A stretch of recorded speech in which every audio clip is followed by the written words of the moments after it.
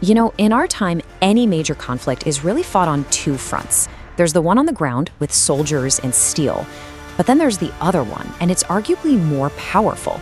It's the battle fought in our minds, a battle of words, of images, and stories that ends up shaping how the entire world sees a war. So today, let's pull back the curtain on this war of words. See, this is a kind of battle where victory isn't measured by territory gained, but by hearts and minds won over.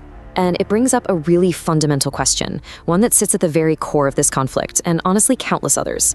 In a war where stories are the actual weapons, who really wins? And the answer, well, it's as simple as it is profound.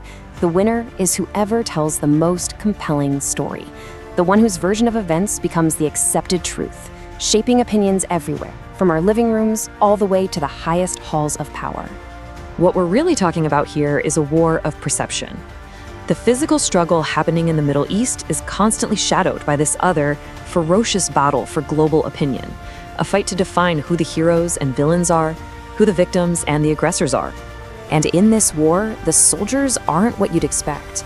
They're the global media giants, they're state-sponsored channels that have very clear agendas, and of course, there's the wild, chaotic, unfiltered world of social media.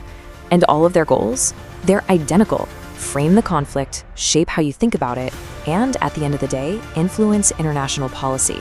All right, so let's start with the first major storyteller in this conflict, the Western media. This is the perspective that millions and millions of people across North America and Europe are seeing day in and day out. And this quote, it really gets to the heart of that narrative.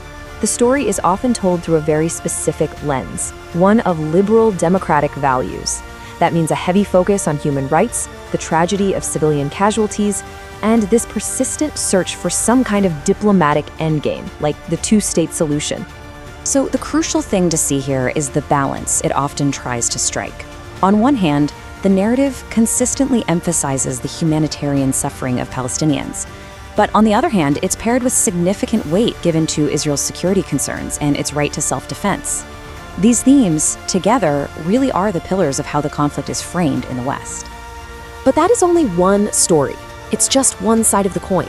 On the other side of the world, there's a powerful and deeply resonant counter-narrative being told, broadcast from the very heart of the Arab and Muslim world.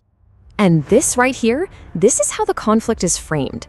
This isn't just a story about a modern geopolitical issue, it's presented as the latest chapter in a long, painful history, a struggle for justice, for land, and for freedom against what's perceived as a colonial occupying force.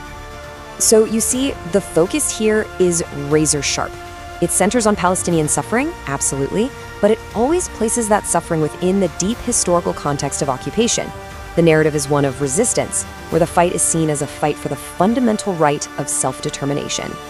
When you put them side by side like this, the divide is just crystal clear, isn't it? The West tends to see a complex problem that needs to be managed, emphasizing security and diplomacy. The Arab world tends to see a moral struggle that needs to be won, emphasizing history and justice. They aren't just telling different stories. In many ways, they're experiencing two completely different realities. But wait, because the story doesn't just end with two opposing views. A new set of characters has entered the stage, the global challengers. And we're talking about state-backed media from countries like Russia and China, and they are playing a very different game. And that's where their strategy is so different. See, their objective isn't just to add their own voice into the mix. Oh no, it's far more tactical than that. The goal is to actively dismantle the Western narrative itself, to point out what they see as hypocrisy, and to weaken the credibility of Western foreign policy on the world stage. And now, we have to move to the most unpredictable arena of all, where all these narratives collide in a perfect storm of information and emotion, the digital battlefield of social media. This is the place where the rules of engagement are being rewritten practically every single day. And in this new war, a terrifying new weapon has emerged, one with the power to warp reality itself: deepfakes. We're talking about AI-generated content that is so realistic it's almost impossible to tell it's fake. It's a tool that can literally put words in anyone's mouth or place them at the scene of a crime they never committed. This technology forces us to ask a truly chilling question.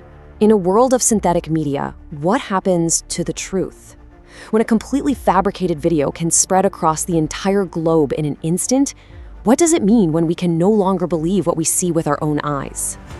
And that brings us to the final and most devastating cost of this war of stories. Because this isn't just some academic debate or a squabble between media outlets. This battle for narrative has severe, real-world consequences for peace and for stability. And you can just see this tragic progression unfold.